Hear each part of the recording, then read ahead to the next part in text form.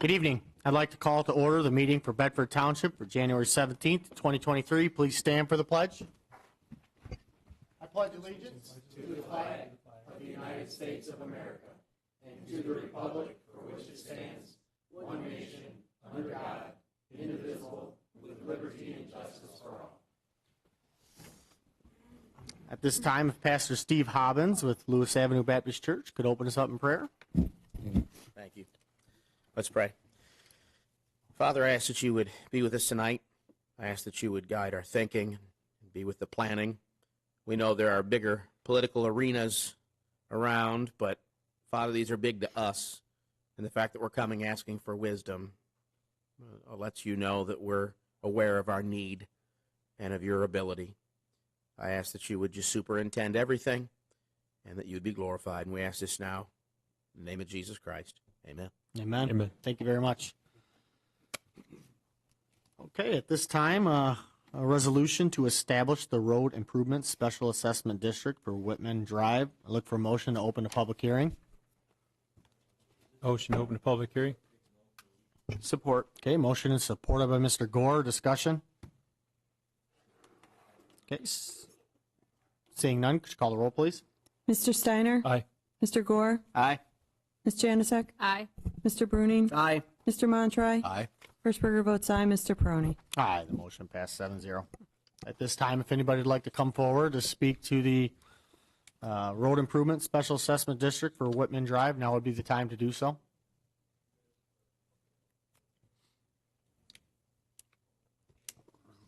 Okay, seeing none, I look for a motion to close the public hearing. Before Motion you- to close public hearing. Before you close, Barry, did you want to say anything before we close? Okay. I think that's what I wanted you to say. I can comment it as well. I sit on the South County Water Board, and there was concerns about the water staying and that it's being removed. So the new constructions at Lewis and Erie, see where the trees are being removed? That's the new location for the whole county. They're removing the one in Erie as well and the one in Bedford and putting them all on one location. So that will be happening soon, so you won't have to worry about water trucks going up and down the road. Okay. Saved your trip, Barry. Okay.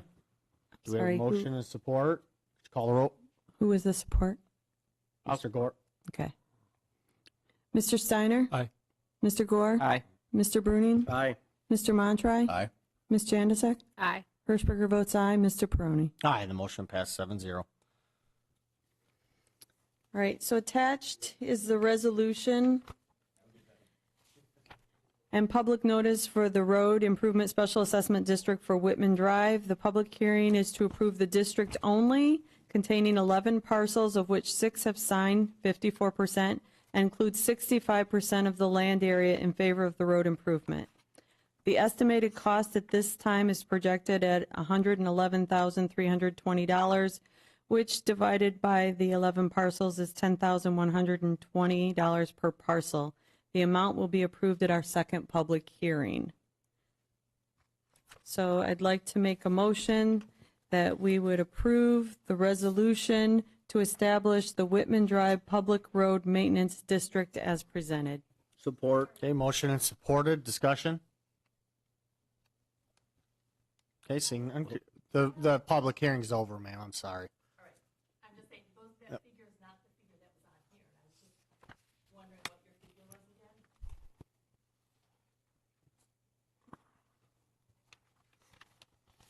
Oh, sorry, I thought you said 11,000. No. Okay. I'm sorry, who was the second? I do. Okay. Okay, could you call the roll, please?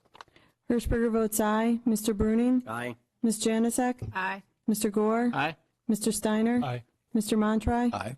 Mr. Peroni? Aye, the motion passed 7-0. And the reason we can't do that is because the public can't hear you when you talk from the audience. So. Yep. No worries. So. Okay. Number 2, approval of the agenda. Motion to approve the agenda submitted. Support. Okay, motion supported by Mr. Bruning. Discussion? Okay, seeing none, could you call the roll, please? Mr. Steiner? Aye. Mr. Bruning? Aye. Mr. Montry? Aye. Mr. Gore? Aye. Ms. Janasek? Aye. Hirschberger votes aye. Mr. Peroni? Aye, the motion passed 7-0. Item 3 is a consent agenda. The Agenda Committee recommends to approve and place on file A, minutes of the January 3rd, 2023 regular meeting of the Bedford Township Board. B, general savings, pooled funds, and CD reports from the treasurer for December 2022. C, the balance sheet and revenue expense report for the period ending 12/31/22. And D, the deficit elimination plan, 13 separate plans. So look for a motion. Motion to approve the consent agenda is submitted. Support. Okay, motion is supported. Any discussion? Do we have to do, does D not need done? Like, that's fine? No, we did it this way last year also. No, it can be done. As long as we do a roll call vote, it can be done this way on the consent. Mr. agenda. Steiner, is your microphone on? Yeah. Call the roll, please. Mr. Steiner? Aye. Mr. Gore? Aye. Mr. Bruning? Aye. Mr. Montry? Aye. Ms. Janasek? Aye. Hirschberger votes aye. Mr. Peroni? Aye, the motion passed 7-0. Item 4 is presentations, the financial audit report. Kevin Kazumklik, the Cambridge and Company. You're not Kevin. Yeah, you're not. You're Bob. Not here. Kevin could not make it tonight.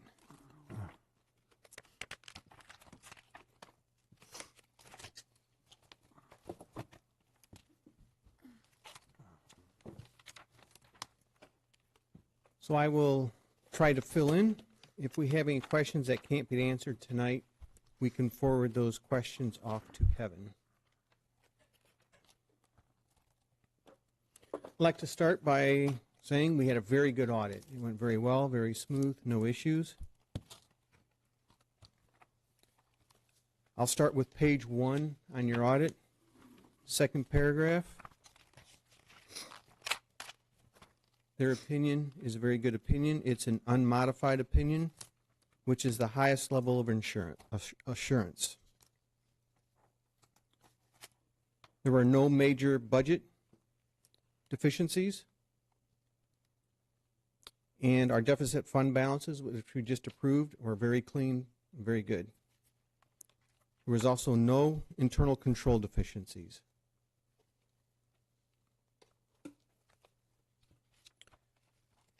Last point I'd like to talk about is just the general fund. The general fund had an ending fund balance of $4.9 million, which was an increase of $1,542,000. We end up with an unassigned fund balance of $3,747,000.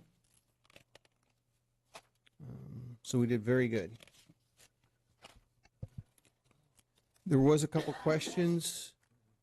If you turn to page 53.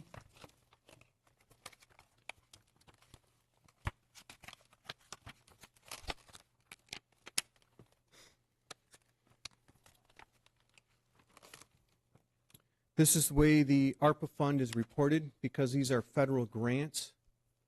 If we don't spend the money, we have to return it. So we cannot count that as an asset. So it's actually a liability. So they give us the cash, then we show an unearned revenue as a liability, so it pretty much nets to zero. The reason we have $906 is we had a few expenses and some revenue for the interest. So that's why you have a $906 fund balance.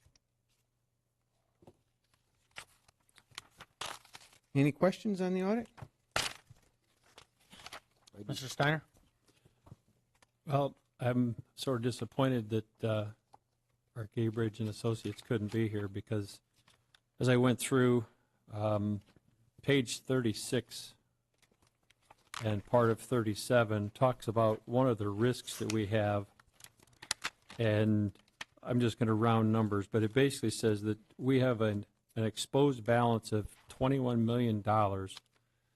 It's exposed to custodial credit risk because it's not insured and it's not collateralized. And also due to the amounts of and limits of FDIC, which is $250,000, NCUA, which is credit union, so that's not us. Seems to me that's a large concern because we talked about that with ARPA funds before alone at the $3 million, let alone $21 million.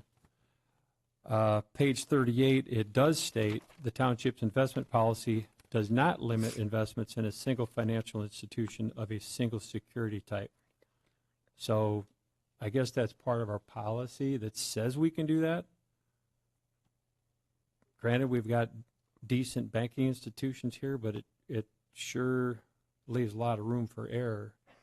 I mean, banks buy banks, and issues happen with banks, and banks go out of business. So if something was to happen at the $21 million, we're basically insured for $250,000.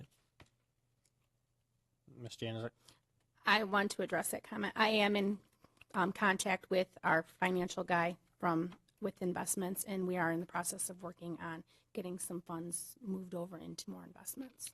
Do you have any idea how much they're going to break that up? I mean, Not at this time. I mean, I know some of it is not, I mean, because like some of it has to do with encumbered funds, not encumbered funds. Right, well, I'm stuff going to like sit that. down with Mr. Miller, and we're going to go through it and Yeah, I have mean- him come in and go over it with us. It would just make sense if we did break it up into, you know, whatever makes sense. I mean, he's the finance guru, so talking through him and the investment counselor, I think that's the direction we should head. And maybe down the road, maybe we talk about, maybe we change that policy stating that when we have excess types of funds like this, that we do need to diversify instead of saying that it's allowable for that just-in-case situation. Okay, Mr. Bruning? Yeah, the question I have, Bob, and you already explained it to me, but earlier this year we had the park board, how it used to have its own fund and it had to be moved into the general fund because we've been spending it illegally for the longest time. Why did it take so long for the auditing firm to find that and then come to find out they were just rolling it over and you're the one that found it? Yes, So they if you were. just explain to Bedford for me, please. Yes. Well, it's not that I really found it. The auditors knew about it, and so they would roll it over every year. The way I became aware of it when we went through the upgrade in the chart of accounts, that's when I became aware of it. So I asked the auditors, and we had two options. They could keep rolling it up, or we fix it. So I decided to fix it. Okay, thanks, Bob. Any other questions? Mr. Montry? It was like the one, I'm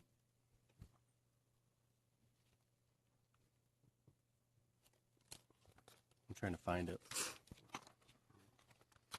With the recommendation of, gosh, where is it? The outsourcing preparation of financial statements.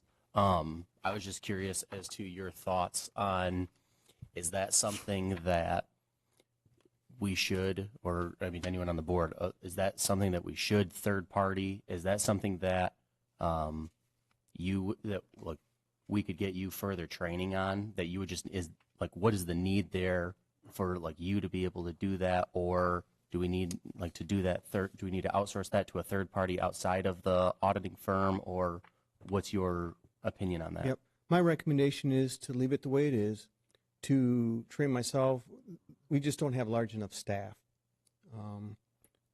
This is very common in the small to medium-sized government agencies. So we're right with every other small to medium-sized. The options are, like you said, we can bring on another person or so to help train. That'd be very expensive. We can hire a third party, but again, that is also expensive. Or the auditor can just do it part of the audit. And I think, if you look at the bottom, at page 3, I think there, third sentence from the bottom, it says, and it may be the most efficient and effective method for the preparation of the township financial statement. So it's in my belief that what we're doing right now is the most efficient method. Well, and I think I think what they're saying though is, or at least how I took it was, it's the most efficient and effective, but it's also doesn't have, I guess, another check on that process. And I didn't know are we paying for that? Are we paying for that service within our audit, where if we did that third party, it would make the audit, it would have the audit cost less. It might be a little bit more, but it wouldn't be the full amount. That would be correct. Right Okay. now, that is part of the audit services that they provide. If we had another third party do it, their audit expense would drop, and then we'd have another third party And you'd expense. have a third-party expense, and that's why I just didn't know if it's like, But the third-party expense would probably It exceed would be quite a higher. bit what the I auditor was curious. charges. I wonder what that difference is, if there's, because I remember this on Every every single audit, audit. right? It's like, I remembered that, and it's like, there's one thing that we're not doing. What is the difference to, like, it would probably be a little bit more, but what's that difference? Is it worth it to not have the single thing on the audit? Right. And when we were talking to the auditor, we asked him that same question. He said it would not be worth us going out and getting a third party to just continue it the way we are, just like every other township our size does, is the best way to do it at this point. Okay. Mr. That's all I Steiner? really. I pretty much had the same thing marked here, and just so everybody understands, it does say it's a repeat finding, which makes it sound repetitive, but under the cause section, the one part under cause, the second, actually the third and fourth line, it basically says the necessary training expertise required for the township to perform this task internally because outsourcing the task is considered more cost effective. So obviously they've said, yes, it's a repeat finding, but we are more cost effective. And then again, if you read the auditor's recommendation, they're basically saying to continue to monitor the relative costs and benefits of securing, and basically we're in better shape doing it the way we're doing it. Mm-hmm. Okay. I look for a motion.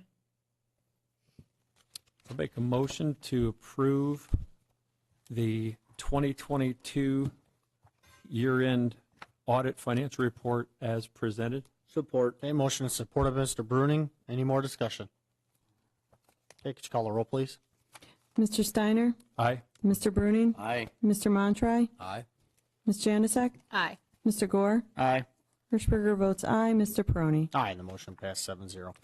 And just so the board knows, he wasn't here because of illness. Okay, 4B, Monroe County Sheriff's Department update. Chief Deputy Pauly, thanks for being here. Good evening, Board. Thank you. Just have a few things. So for the stats for December, we handled, your 10 deputies handled 378 complaints, 50 supplements, 145 assists, served 5 papers, 22 arrests, and 31 warrant requests sent to the prosecutor's office. Conducted 195 traffic stops, policed 27 crashes, and issued 60 citations. Did you have any questions about that? Okay. So the next thing, and I apologize, I attended the DDA meeting last week, and I provided you guys with incorrect information. Did I send you the new copy? Okay, so that's with the packet. Okay, good. So you've got the correct numbers here. That's the good thing for here. So what we did is we printed out entire 2022 data from the speed monitors, in Lambertville or Stearns and Secor.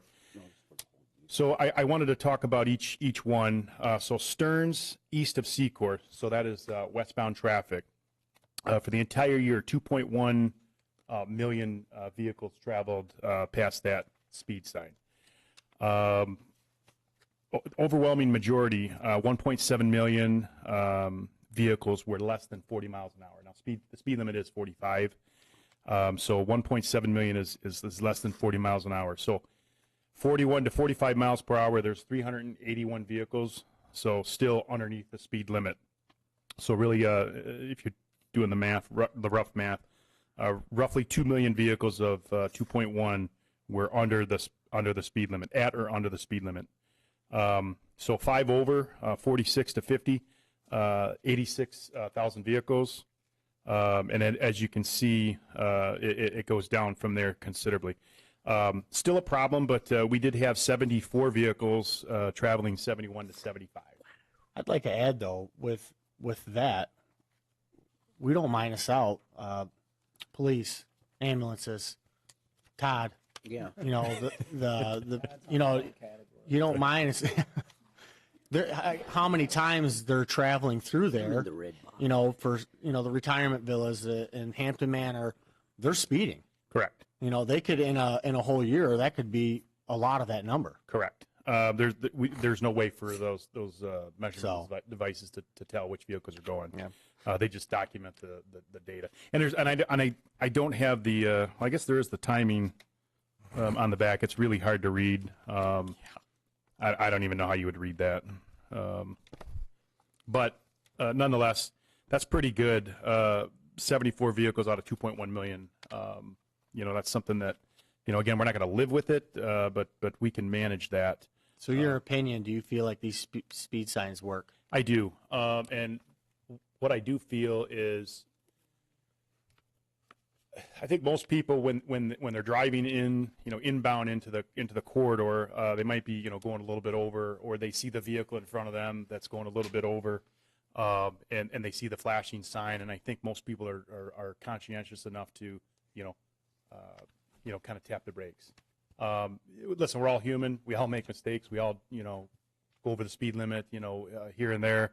And I think what this is a reminder to the honest citizen to slow down, when they're kind of getting on the gas a little bit. So, well, that brings me to my point, is that they work. We've had a little discussion on this board that they don't work, and I feel like the board needs to move down the road on putting them throughout the community, because it's not giving you a ticket; it's a reminder, and it's a good reminder. And I do know the city of Monroe has these, and I speaking with the director Tolstedt, he's happy with their results. I know they have one on the river. Oh God, the road slips me. Elm or North Custer, and I know there's one on Front Street as well. So it's a nice little reminder. You do have all the numbers are pretty much the same. I know Secor south of Stern, so that's northbound traffic. That's 2.8 million vehicles, and out of 2.8 million vehicles, 92 were going 71 to 75. That's for the whole year. And then Secor north of Stearns, which is southbound traffic, 2.2 million vehicles, and the worst offenders, 67 vehicles were going 71 to 75. So I know at the beginning there we had a few that I think were in the 90s or over the 100, I think. But we don't. I don't know if it was accurate, but it said 155. 155. I can't remember that. That'd be a motorcycle. Motorcycle. Yeah, that was a motorcycle. Yeah. So overall, from strictly the sheriff's office position, we're pleased with that data. And hopefully we can continue to track that downward. So. Any comments from board members? Steiner? So obviously, if you look at these numbers, you can pretty much tell the northbound out of on Secor Road at 2.8 million, and the southbound at 2.2. It really does show that the Secor Stearns intersection is, if you want to call it, a destination location, whether it's coming out of just Bedford or out of Ohio. So honestly, it looks like everything's big on the northbound side, then it disperses to the east and west, and then it comes back the same way. It comes off the east and west sides, and then turns back south. Other than that, we'd have the southbound side on the north end of Secor higher than the 2.2. So maybe that's a good focus point. I know you guys patrol the intersection completely, but that might be something there to think about on that portion. Coming northbound seems to be the largest. And right. One of the things that we try to do is have our visibility, in the busiest areas. And it's no secret, we've talked about that. I'm going to bring up here at my next point, telegraph in the state line, or, Smith Road, that kind of corridor there. Obviously that's kind of a hot spot for a variety of reasons. Here, this is where probably the majority of the activity in the township is in this intersection. So, that's when the men and women are not on calls for service. We want them in these areas because that's where the people are. Now that doesn't mean that we don't patrol kind of the northern portion of the township. It's just, this is where the like 2021 before the speed signs or speed enforcement was done. Is there any way, if possible, that we can see if there's a correlation? Did crashes reduce last year versus 2022 when the signs were not up?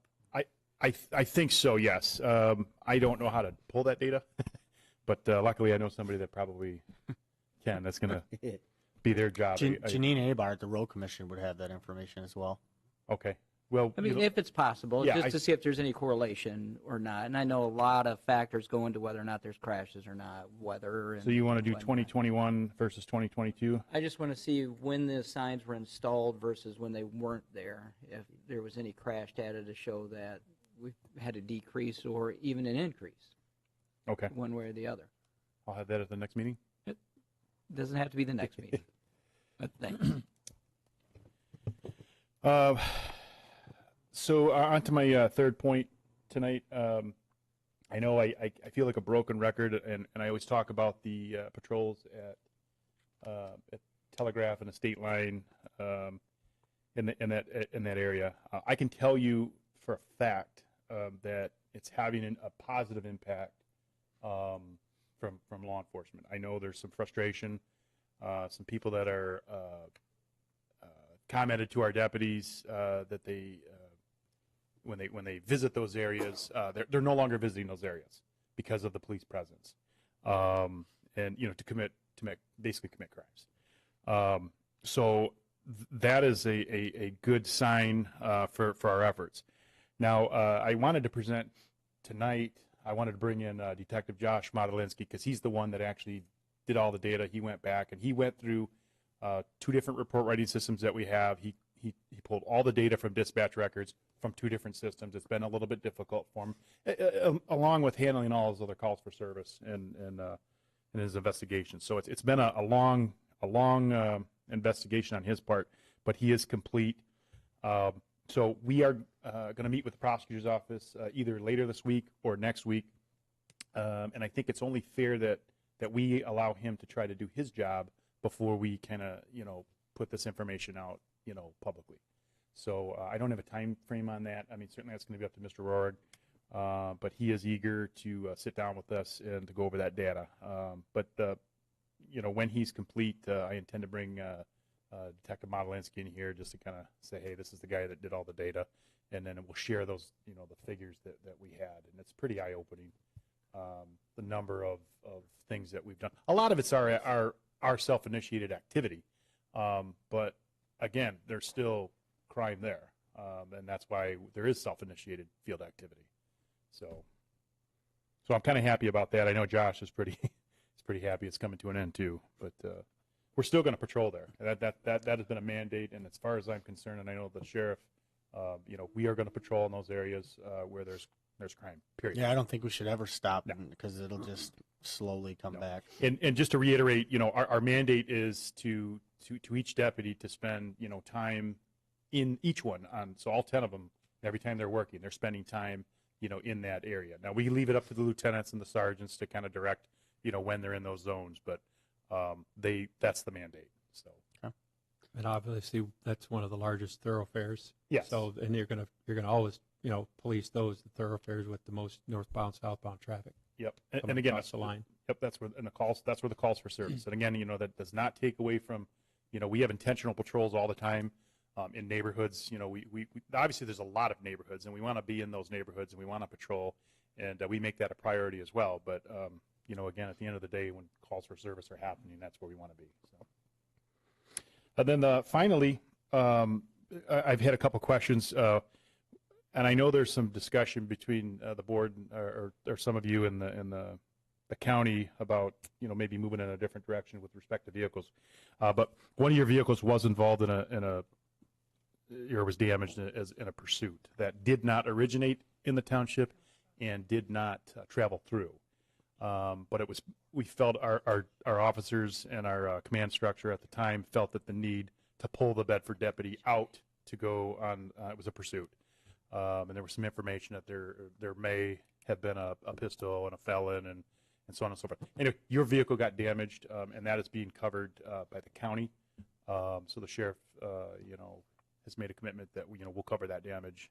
And I know that's happened in the past, even in the previous administration. If we've used that vehicle outside your scope, and, we've covered that bill. So you won't get that bill. So, Or the claim. or the claim. Right. That's just as important, Yes. the claim against the insurance agent.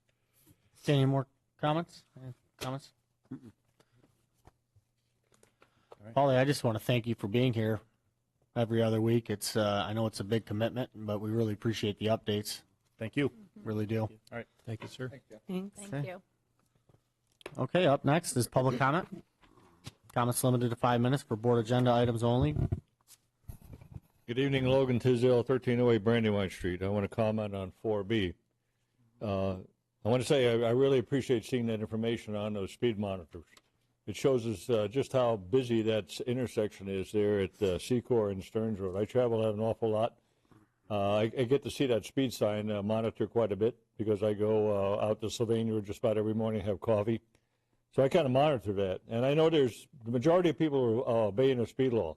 We have a lot of accidents at that intersection, and that's one of the primary intersections where we have to address that. But and some of those people that are speeding may be the emergency vehicles going through there. If you can't monitor who's going through and you don't have a picture of that, obviously it could be one of our emergency vehicles. So I want to thank Under Sheriff Pauly for bringing that to our attention and seeing that. I also want to, this is in direct relationship with what that we're talking about here. This is in Bedford Press. I think it was the last edition. It says Monroe County Sheriff's Office is stepping up speed enforcement to address rise in speed-related fatalities. Enforcement period will run from now until February of 2023. It says since the COVID-19 pandemic became more than 2 years ago, law enforcement agencies across Michigan have reported an alarming rise in speeding and fatal crashes. To address this dangerous trend, the Monroe County Sheriff's Department and dozens of other local, municipal, county, and Michigan State Police law enforcement agencies across Michigan will conduct overtime speed enforcement between now and February 28, 2023. In 2021, there were 237 speed-related fatalities on Michigan roads, an increase of 18.5% when 200 people died in 2020. Nationally, in 2020, 11,258 traffic fatalities involved crashes in which one or more drivers were speeding, an 18% increase over the 9,478 in 2019. And this is what the sheriff said. I want to quote that. It says, the effects of speeding are deadly.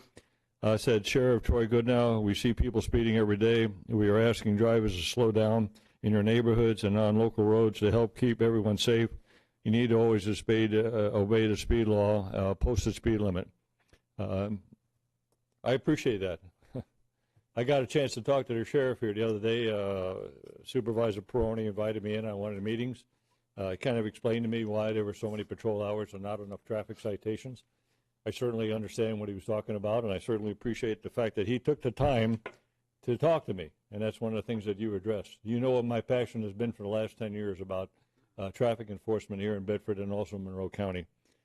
I'm glad the Sheriff's Department is stepping up to the plate because that really makes me feel good about that. So I want to compliment them on that and say I appreciate the fact that them and other law enforcement agencies in this state are going to bring down the traffic fatalities. You know, we had over 1,100 people killed on the highways of Michigan every year. That is an incredible amount of people. Maybe that's just a number to some people, but I think people that have been in law enforcement, I know Mr. Gore has been in that, when you see that and you see it on a personal basis, that's just not one statistic. Those are people that have loved ones, and that affects so many people. You can't even imagine the effect, the ripple effects that 1,100 people losing in their lives on the highways. It's incredible. And that's why it's been so passionate for me, because I've seen that firsthand and personal. So I take the fact that people are going to try to do something about that to reduce the number of traffic accidents in this county and in this township really, really blesses me, you know? All I've tried to do for 10 years is proclaim righteousness. The Bible says, blessed are they who hunger and thirst after righteousness, they will be filled. I'm filled tonight because I see something done. That's all I've ever asked this community to do, is to take responsibility and go out there and try to make it safer for us on the roads. No one needs to lose their lives on the state of Michigan. We need to do our best to prevent that. And I think the Sheriff's Department is going to step up to the plate and do that. So I want to compliment Under Sheriff Pauly and Sheriff Goodnow for doing that. Thank you. Thank you for comments. Any more comments?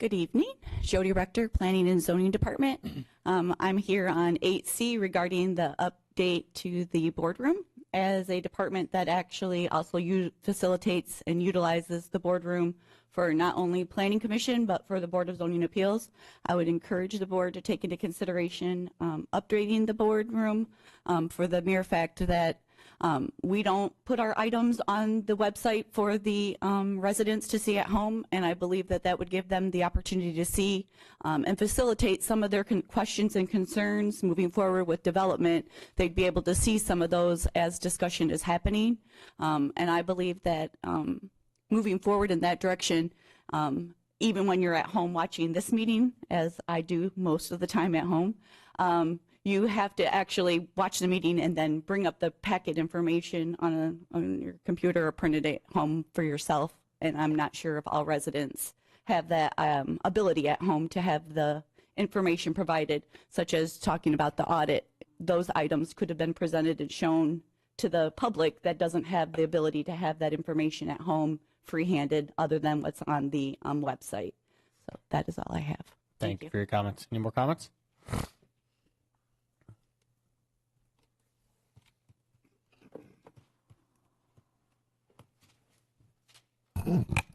Gail Kane, 1056 West Temperance. I have several of them that I wish to address.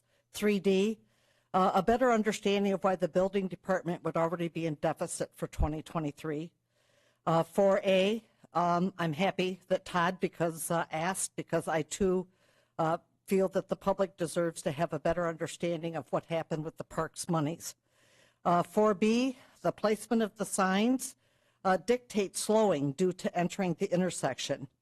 I attended the DDA meeting and found it quite revealing to hear the conversation regarding these signs, how they're going to do the roads, and all the other activity that they're doing with their monies, and how Toledo has asked to have these lights put up that helps them fight their crimes. We need to have much more discussion, and I actually had the sheriff visit me in my own front yard and was critical of my calling on frequent issues regarding the speeds within downtown Temperance. So there's some just discrepancies there. 8C, since the project is using ARPA money, and not that I disagree because I think it's a great thing, but we've had previous efforts have flopped. I'm curious as to the input that George and Lori had regarding this. And the vote, I believe, should be restricted to those that are the trustees because it will avoid the double votes with our full-time being on the ARPA committee. As to 8F, it's concerning when you have involved residents who apply and are passed over for candidates on committees. And instead, we have candidates which have been recruited by the supervisor, which would give a perception of a corrupt manipulation of these activities on these committees. And 8G, not only should the budget meetings be taped, but there should be, and there has been, a consistent request to have these ARPA meetings taped and a COW meeting to be held because I believe all taxpayers have a right to the whole picture. Thank you. Thank you for your comments. Any more comments? Okay, seeing none, moving on. 8A, vouchers for payment. Ms. Hirschberger? I'd like to make a motion that the following vouchers be approved for payment. General Fund, $95,799.09. Fire District Fund, $12,454.80. Fire Equipment, $77,969. Downtown Development Authority, $112.71. Library Operating Fund, $6,756.66. American Rescue Plan, $66,450. Building Department, $414.30. Sewer O&M Fund, $464,605.38. Trust and Agency Fund, $4,122, for a grand total of $728,683.94. Support. Okay, we have a motion and support by Ms. Janaszak. Discussion? Okay, seeing none, could you call the roll, please? Hirschberger votes aye. Ms. Janaszak? Aye. Mr. Montroy? Aye. Mr. Gore? Aye. Mr. Bruning? Aye. Mr. Steiner? Aye. Mr. Peroni? Aye, the motion passed 7-0. Item 8B, resolution to amend the 2022-2023 special revenue funds budget. Mr. Miller?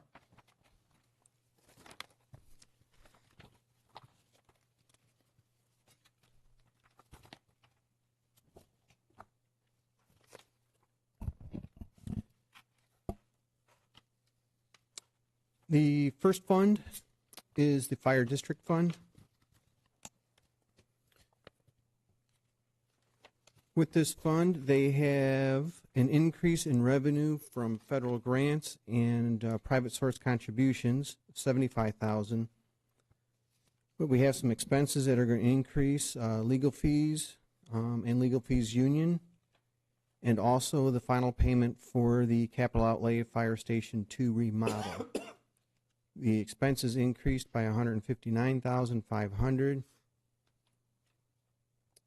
So we need a budget resolution for $83,700. For the sewer O&M fund,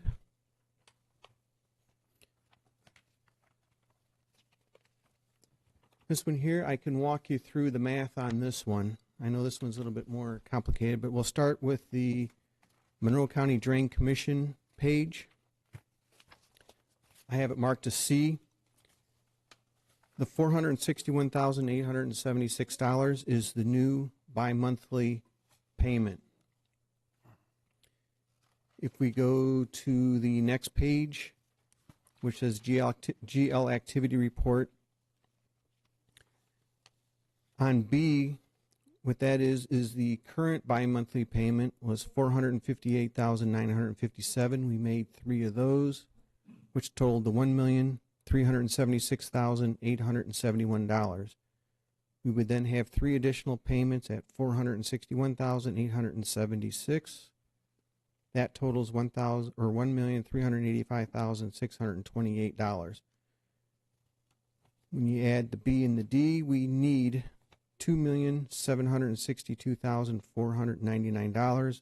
We budgeted $2,500,000. The resolution is asking for an increase of $262,499. Comments from board members? Okay, seeing none, I look for a motion. Make motion to approve the special revenue funds as presented for Fire District Fund and the Sewer O&M Fund. Support. Okay, motion in support of Mr. Bruning. Any more discussion? You need to put the dollar amount in there. Or as presented. He said as presented, so that's Okay. sufficient. All right, could you call the roll, please? Mr. Steiner? Aye. Mr. Bruning? Aye. Mr. Montroy? Aye. Ms. Janasek? Aye. Mr. Gore? Aye. Hirschberger votes aye. Mr. Peroni? Aye, the motion passed 7-0. Okay, item 8C is approve the boardroom video upgrade. Ms. Hirschberger? Actually, this is Bob's. Oh, Mr. Miller. Still here. This request is for the boardroom video upgrade. We currently have budgeted $30,000 for the boardroom video upgrade. It is also supported by the ARPA committee. This is going to be 3 separate motions for 3 separate requests. The first request will be for the actual video equipment itself. Request number 2 will be for the laptop to run the presentations. Request number 3 is to replace this podium, to put all the equipment in and put the laptop on. Okay. Request number 1. I'm going to start with the bids that we received. The first one is from American Video Transfer, Inc.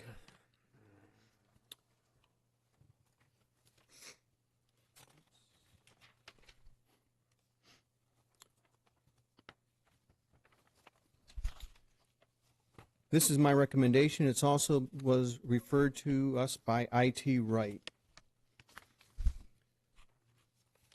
The advantage of their quote is they will also provide a monitor at each station at the DS here. So every seat will have their own individual monitor. That's what separates this quote from the others. If you look at page marked 1D, the monitors will be on a foldable monitor stand. When you're not using the monitor, you can put it in a lower position. It can angle at any angle you'd like.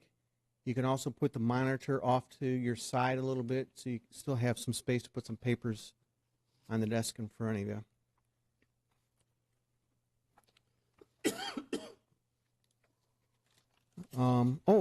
I'd also like to do, if I may, Mr. Supervisor, do a sample of what the monitor will look like, the 85-inch TV screens. Mm-hmm.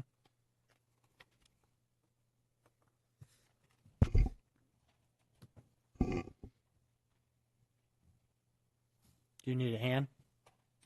I got it, thank you.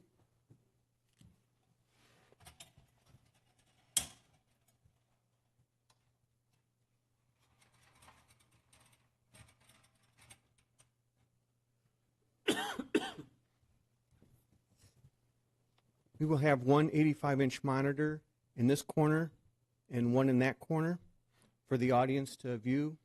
And of course, each trustee here will have the monitor right in front of them. So that's a visual of what the 85-inch screen will look like.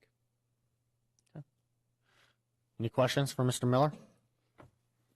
Mr. Steiner? More of a comment. I was going to ask the question of the monitors, and did we spec that out, because I didn't see that in anybody else's. So, but again, adding the monitors, and their price is much lower still. Seems like they're pretty detailed on all the other items to go with it. So then, of course, they've got on here the labor, engineering, installation, and 1-year support. So it seems like a decent support package to go with it at 11.5. Yes. Okay, any more comments, questions? Okay, I look for a motion. Do we want to hear from Lori? Yep. Lori, do you want to come on up? If you have anything to add, if you don't have to. Basically, just to help with it, I know some of the questions were, will it be compatible? Yes, we've gone through, scaled everything out. Some of the equipment that you're talking about there, the switchers, the distribution amps, that's so that the information, so the presentations here, the PowerPoints, the budget reports, the sheriff's bringing in their laptops, their information, it'll go to the screens, but then it'll also come back to us so that we can put it out to the public. So not only can everybody in the audience see it, you guys can see on your monitors, but then on YouTube, on cable, they're seeing the same information. And that's why we have to have the distribution amps, the switchers. We can't just run a cable like your TV at home to the equipment. It's got to be converted over to the SDI out of the HMDIs, the switcher inputs, and the distribution amp, so that all the signals to all the monitors are the same level. We're not losing any ampage. We're getting all the information across. And basically, it's helping you guys. You can see what everybody's talking about. It's helping us to put it out there, helping the public to see it as clear as you guys are seeing it. The monitors that you guys are having, when the information's not on the screen, when there's not a PowerPoint, it's going to be black. It's not going to be a screen where everybody can watch themselves or, hey, I'm on the screen. You won't see yourself on the screen. It'll only be when there's presentations. And if you'd like to answer the comment from the Ms. Keene with your involvement was very heavy. I mean, with you and George, you guys. Yeah, I mean, it's very important that we were able to see it so that, like I said, so the switchers and the DAs can get to the monitors and get the right source back to us. And it's not just for the board meetings. It's whenever the fire department comes in with their presentations, when the sheriff will be, like Jody was saying, we're going to be at all the different, whether it's planning meetings, whether it's budget meetings, if you end up doing COW meetings, BZA, currently we do the park board elsewhere, if they would come here. So it's not just for this meeting, it's for all the meetings, and especially with planning and the BZA, they show so many, they're showing fence lines or pools that are being built, and they're trying to explain how signs are supposed to look, and nobody in the audience can ever see what they're talking about, and they'll try to hold up a paper for each other to see. This way it can all be there and be clear. Thank you. Any questions? Okay. Any more questions for Mr. Miller? Okay. I look for a motion.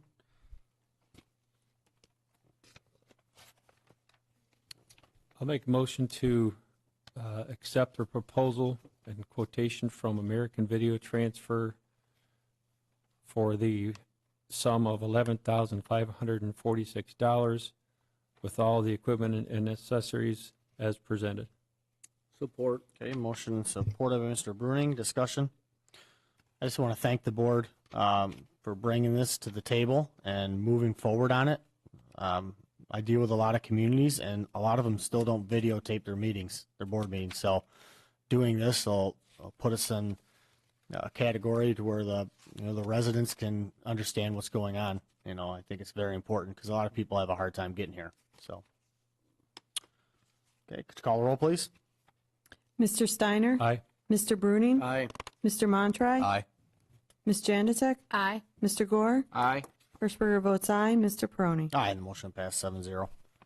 Request number 2, we need a laptop to run all this. The quote was provided by IT Right. They are our computer supplier. The reason we needed to go with this powerful laptop is for the video card so it can run all the necessary presentations. This would be your quote from IT Right. So we're requesting the laptop. Okay, questions? Comments? Okay, I look for a motion. I'll go ahead and make the motion that we accept the proposal quote as presented by IT Right for the purchase of a laptop in the amount of $2,042.53. Support. Okay, motion and support of Mr. Bruning. Any more discussion? Okay, could you call the roll, please? Mr. Gore? Aye. Mr. Bruning? Aye. Ms. Jandatek? Aye. Mr. Steiner? Aye. Mr. Montry? Aye. Hirschberger votes aye. Mr. Peroni? Aye, the motion passed 7-0. Request number 3 is to replace this podium. I have several printouts here. We'll start with quote number 1, so that'll be your 1A, B, C, and D. This is my one I would like to request. This one here it's a big upgrade from this. It is going to be 39 inches wide, so it'll come out about another foot past this one. This will allow you to put the laptop up here, any notes you may have, any additional items you may need for your presentation. Give you lots of room.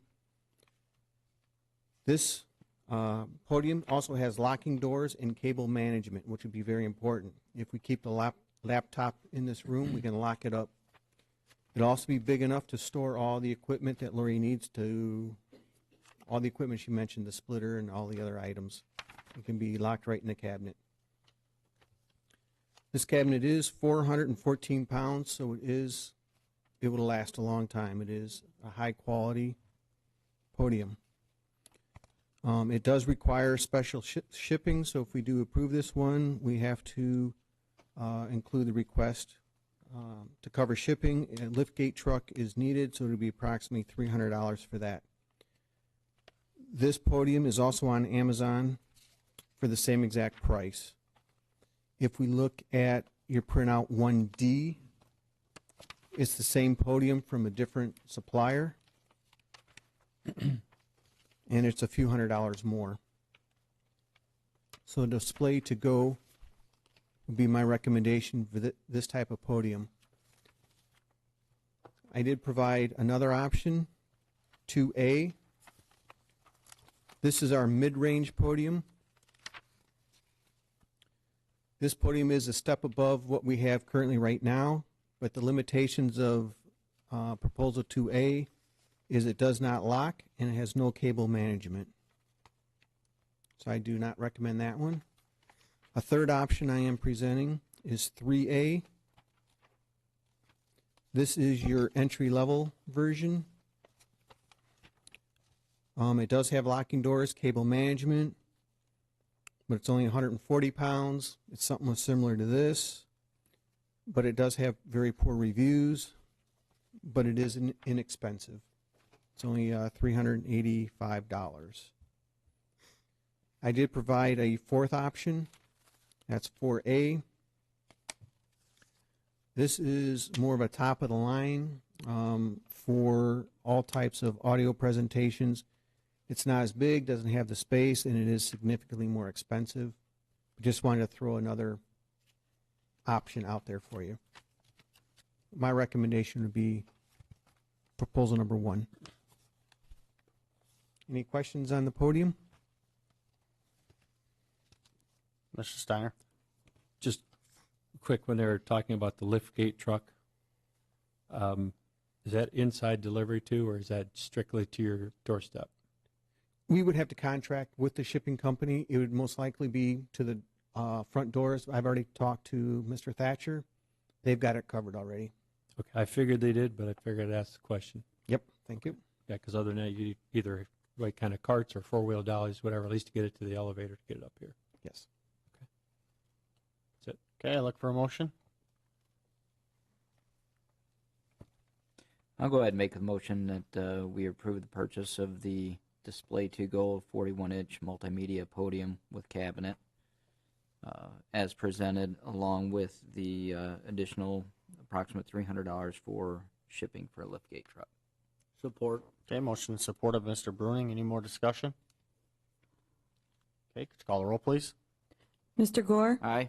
Mr. Bruning? Aye. Mr. Montry? Aye. Mr. Steiner? Aye. Ms. Jandisek? Aye. Hirschberger votes aye. Mr. Peroni? Aye, the motion passed 7-0. Okay, item 8D, approval to prepay drain assessment. You can do it if you want. This is a drain assessment that came from the Monroe County Drain Commissioner. It's a total of $9,872.80.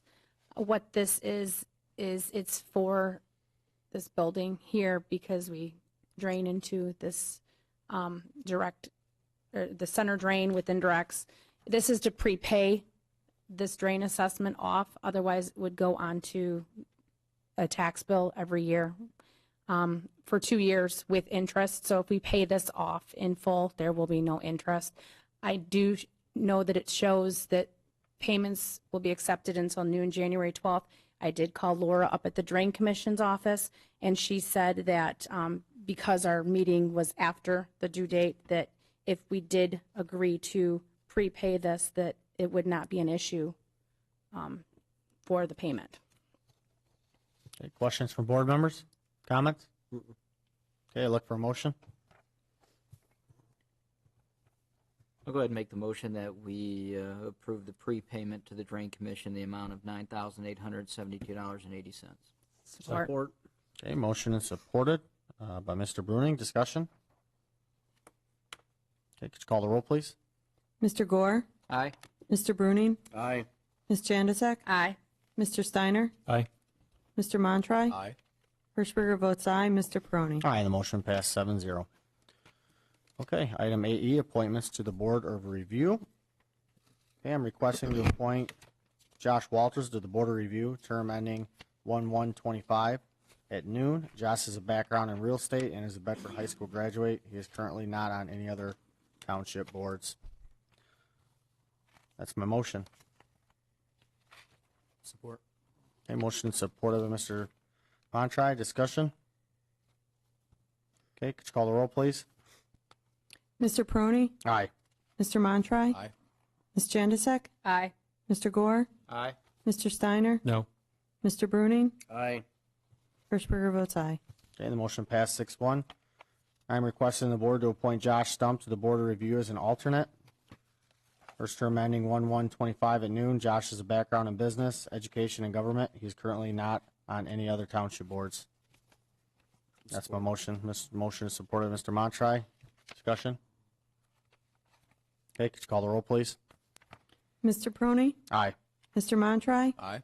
Mr. Bruning, Aye. Mr. Steiner, Aye. Mr. Gore, Aye. Ms. Jandisek, Aye. Hirschberger votes aye. The motion passed 7-0.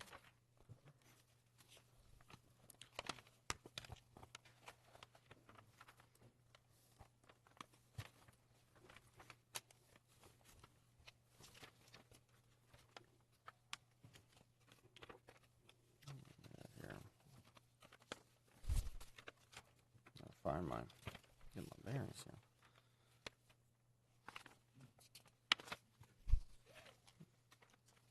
I don't have my. Let me see your copy for the board review or for the compensation. Oh, okay. I don't have mine. Yes, I do. It's right there. Okay, next is for the compensation committee. I'm requesting the board to appoint Mr. Gibbs to the compensation committee for his term ending 12/31/27. Mr. Gibbs is a senior lecturer in mathematics for the University of Toledo and understands compensation plans. He is not on any other committees. That's my motion. Support. Okay, motion supported by Mr. Montry. Discussion? Okay, could you call the roll, please? I just Oh, Mr. Go ahead. Well, pretty much just a question for you, Paul, for you to, I don't know, just answer to it. For Mr. Gibbs' application, one of the questions that says, please explain your interest in the position for which you have applied. His answer, the supervisor asked if I would be willing to serve on a board. It's true. Okay. We got no applications. Nobody's applying for these boards. So I called a lot of people. Okay. It's fine, and it's hard times to get people to serve on some of these boards. So put your application on. So, okay. So could you call the roll, please?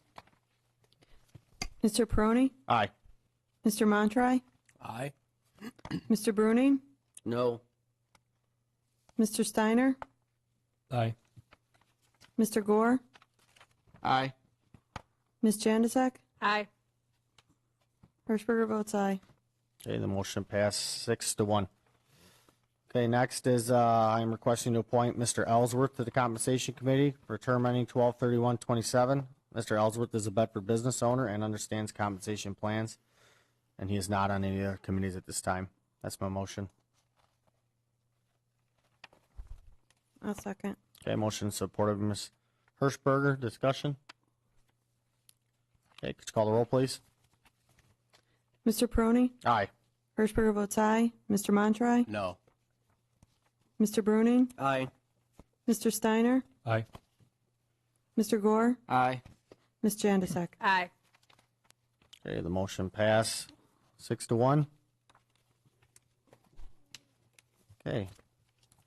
Item 8G, videotaping of budget meetings. Pretty self-explanatory. Anybody have any questions, comments? Only comment I would say is, I don't like the idea because I feel like if we're doing budget meetings and they're being televised, instead of getting open conversation, we get playing to the cameras. That's why I've always liked it not being videotaped. That's pretty much my only comment. We'd have to pay George extra also to videotape those if we decide to go that way. But I like the open conversation. I think it gets more going. People are more open to talk and discuss things that they wouldn't when they're on camera. People can still come in, they can still watch, they're still open to the public, but that's my personal opinion. Any other comments? I'll just reiterate the same thing Ms. Hirschberger said. I like being full, open, and transparent.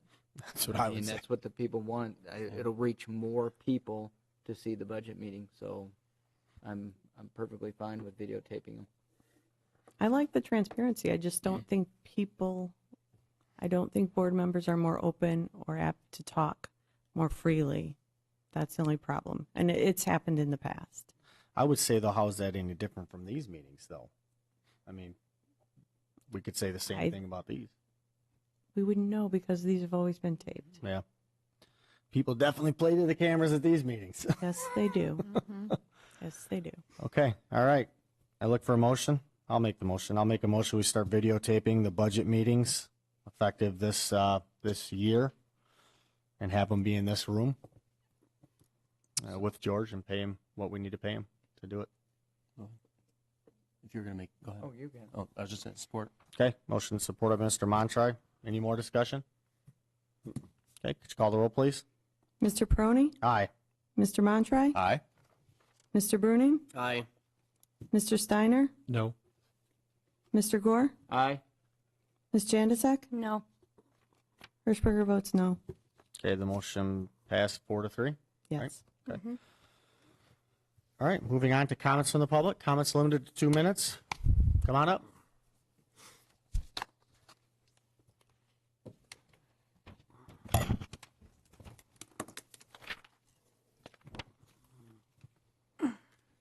Yep, we're going to go down that rabbit hole again.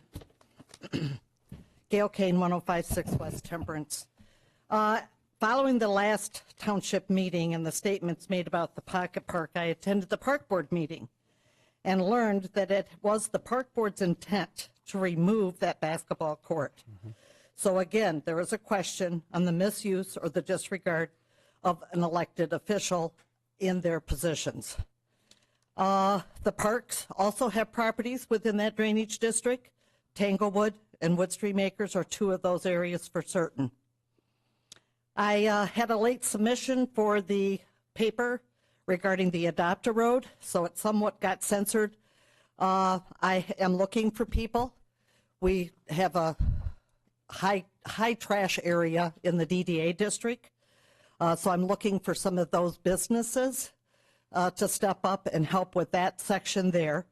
The other ones we have, I've got a couple of other that I'm waiting on to hear back on that. So please get a hold of me if anybody or any organization would like to be a member of a group that has adopted a section of the road. I want to thank the Treasurer's Department and the Clerk's Department for their help whenever we do this. They help collect the papers and post the reports at the end of the year. We average about 1,000 bags of trash, so it's quite a bit. But as would be expected, our fast food mecca, not only is there the smell, but there's also the trash that goes along with those businesses. So, and yes, I like a good hamburger at any given time. I'm very concerned with the picking of ignoring Lamar Frederick. He was ignored for planning, and he's been ignored for this one. He did put in his application in a timely fashion. He has served this community, and he's being stepped over because he has stood here at this podium Thank and you for your opposed comments. the We appreciate it. superintendent. Thank you. Any more comments from the public?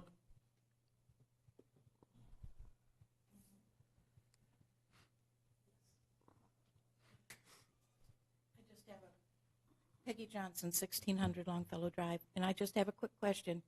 After being a witness to the last meeting, in what universe is it okay for any one of these elected officials to verbally abuse a resident who all he was doing was voicing a concern? Now, I know the answer to that question. I'm not sure any of you do, because not one of you said a word. Not one of you had the courage or the common decency to step up and say this is wrong. I don't know if you people need to learn or relearn. Evil can only exist when good people do nothing. Thank you. Thank you for your comments. Any more comments?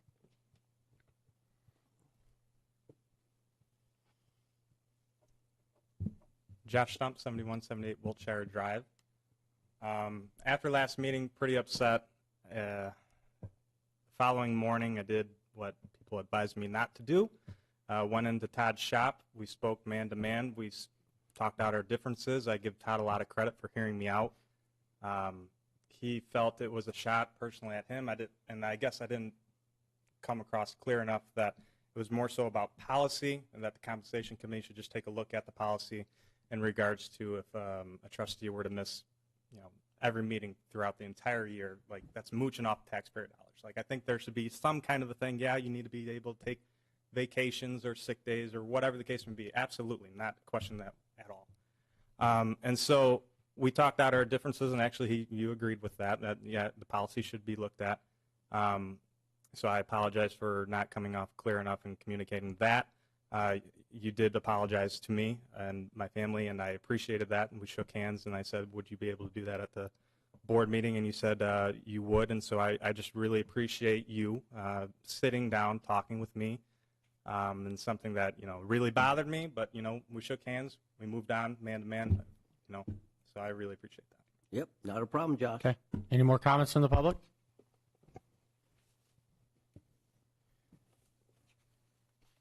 Josh Niederkor, 7948 Wiseman Road, Lambertville. The only thing I have to say is that I think now if we're taping the budget meetings, it's time the ARPA meetings get taped too. And I think also the ARPA meetings should not be held 9 a.m. in the morning. People like me have jobs, can't attend. I prefer to have those in the evenings so residents can attend those meetings and have input as well. We're all taxpayers, and we all get to have a voice. Thank you. Thank you for your comments. Okay. Any more comments from the public? Okay. I thank everybody for coming and making public comments. Appreciate it. Mr. Steiner? Speaking of the last meeting, I had a brief correspondence with Mr. Stump after the last meeting. Agreed it was an inappropriate comment that was made. I was about ready to make a comment, and the comments from this side of the dais stopped. So the lady that was here, she makes a good point, but the conversation did stop, so there wasn't any sense in going into further discussion and having another argument that's unnecessary. If it would have continued, then yes, it would have been brought out. I'm glad to see that Mr. Stump and Mr. Bruning got that worked out. I don't have a problem saying that a year and a half or two ago, Mr. Stump and I didn't agree to see eye to eye, but I give him a lot of credit. Man of integrity. He is willing to speak up and say what was right is right, what's wrong is wrong. And it didn't matter if I was right, whether he was right, or vice versa. So I give somebody like that a lot of credit, and I hope to see that he, at some point, gets to be furthered on some boards or committees. I was a little conflicted on how I wanted to vote on a couple of those appointments tonight, but just the way the first one went, but I honestly would have liked to seen Mr. Stump on the compensation, but going for the board of review, or I'd like to seen him even as the regular instead of an alternate on board of review. That's why I voted no on that one. I would like to seen him as the main person on that. I agree with another comment that I was going to bring up. If we are going to have budget meetings televised, I was going to say ARPA meetings should be televised, and any high-level meetings of the whole should be televised. It doesn't mean every one, but depending on what the subject matter is, ARPA is one of them. One of the things we didn't talk about in the taping is what's our additional cost going to be to pay for these extra meetings. So that should be discussed at some point, how much more that's going to cost us. Good meeting tonight, good discussion. I think it went very well. This is what we need to have going forward. And that's about all for this evening. Okay. Mr. Montre? I think the only thing I have is just saying thank you to residents that are here tonight and participating, and it's nice to see non-familiar faces and residents participating in whatever this is. It's a welcome thing, and would offer the invitation to attend a couple more semi-regularly. It's about the most boring thing in the world, but it's important. That's all I have. Mr. Gore? We're just looking, my comments more towards the appointments. We get a lot of flack. Some of us get more than others about the appointments. But the bottom line is anybody can apply to any of these committees, and anybody can go out and say, hey, why don't you apply for this committee? Hey, any citizen can tell their next door neighbor, hey, apply to this committee. We've had, not name names, Josh back there, he's applied to several committees, and I've recommended him to apply to several committees, and I hope to see him on a committee here one of these days. So anybody can go out and have somebody to come in, and the appointments we made, we're talking about a gentleman that's a senior lecturer in mathematics at a university. I'm okay with that. Other than that, everybody else have a great couple of weeks. See you in a couple of weeks. Mr. Bruning? Nope, what I have for this week, we have Bedford wrestling at Adrian and Holt. So good luck to the Mules. And then Josh and I talked about it at my shop. My door's open to anyone. Anyone has any problem, if they don't, you're welcome to call me. If you don't want to come in face to face, I have no problem with that at all. It's an open door. Josh and I worked out our differences. We both apologized to each other and moved forward. No hard feelings at all. That's just how things go. Both of us got out of hand the other night, and we both apologized to each other, and I'll apologize to you again tonight, Josh. Thanks for showing up. Everyone have a good night. Okay. Ms. Janizek? Just everyone have a great evening and a nice week. Ms. Hirschberger? Just everyone have a nice evening. Okay. Mr. Stump couldn't go on compensation due to he's already serving in a governmental capacity on Zorn's staff. I did recommend him, and Ms. Hirschberger found it on our ordinance that we have for, so that was the reason why.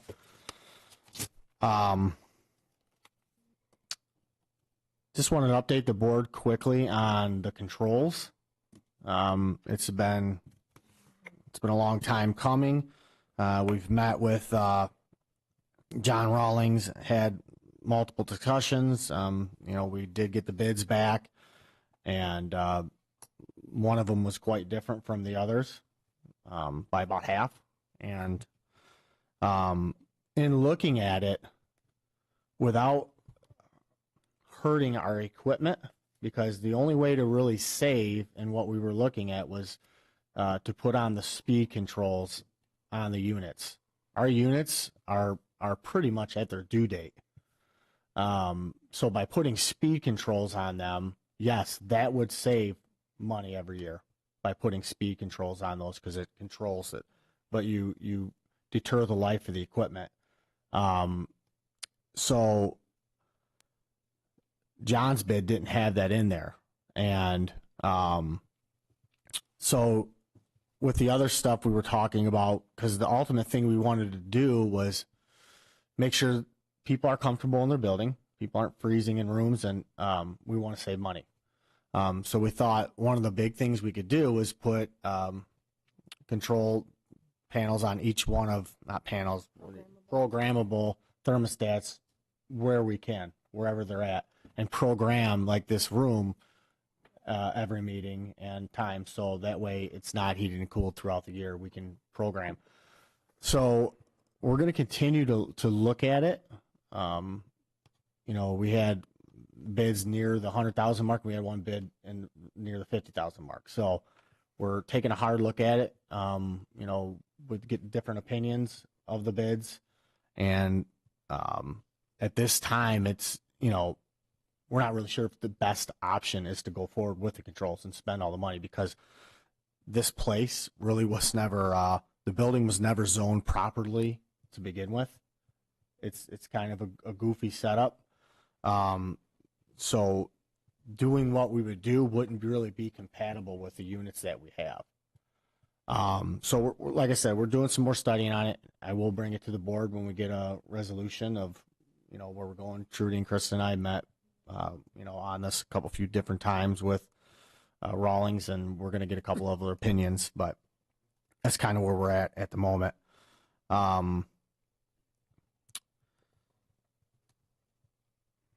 So the DDA, they are moving forward on another mast arm at the entrance of Quail Hollow and Secor, at the entrance of that business development right there. The second one is we finally got our easement from Kroger, moving forward on that. It took 8 months to get an easement from Kroger now. Things are quite different with the relationship there, so it's a whole nother level of corporate.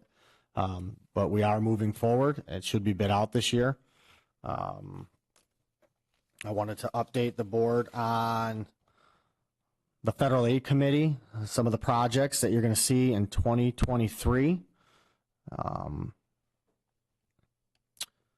Stearns Road to Memorial Highway, US 23, shoulder paving and HMA overlay. A lot of people called and wondered why from Lewis Avenue heading east was done, and then Lewis Avenue heading west towards Secor wasn't done. Well, they wanted to wait till the water project was complete. The water project is complete, so now you'll be seeing that project moving forward. Secor Road, Samaria to Morocco, HMA overlay. Hot mix asphalt, that's what that is. Smith Road, Jackman to Lewis, shoulder paving and HMA mill and fill. It's a $500,000 project. And then you have, I have one more I'm missing here, I know. Stearns Road, from Secor to US 24, they're doing shoulder paving, which will be really nice for, it's not big enough to walk, but it's nice for mail trucks and, school buses, and people, when that rock starts pulling out, it gets out of control. So that'll be a really nice project right there. So some nice projects coming from the federal aid. I did talk to the road commission a little bit more. The roundabout is coming. It should be coming to this board very soon. They've been going through designs. It has been a few years, so things need to be updated a little bit. The one thing I have stressed to them is that this board's not spending any more money. I will expect to not see any more money coming out of this board. So. But I'm excited about the project. I know, a few people are upset about it, but, I think it's a great project. Reason the lights aren't down in Temperance yet is the bucket truck that we've been using every year is down. So we're waiting on their bucket truck to get fixed so we can, get all the lights down. So sorry about the Christmas lights still being up. Another project that's happening in the DDA is all the mast arms are going to be painted black. Right now, if you see, they're painted silver. We're going to get them painted black. We're really trying to spruce up the area, continue to spend the money. Ultimately, the speed signs are put up because we want to slow traffic down. Eventually, we will do a study and try to lower the speed limit to 35. That's our goal, to slow traffic down in that area. So other than that, if anybody ever wants to apply, it comes time for board appointments and we have 0 applicants, I encourage all the board members to call anybody you can to get them in here. Put it on your Facebook. Put it on we put it everywhere, and we have no applicants. The only time we get smothered with applicants is after a political year, for some reason. So, do it now, and we need more people to serve. And I put the people on that I feel will serve the best, and that's what I did tonight. So, anybody else have any comments? No motion to adjourn? Motion to adjourn. We're adjourned. Nice.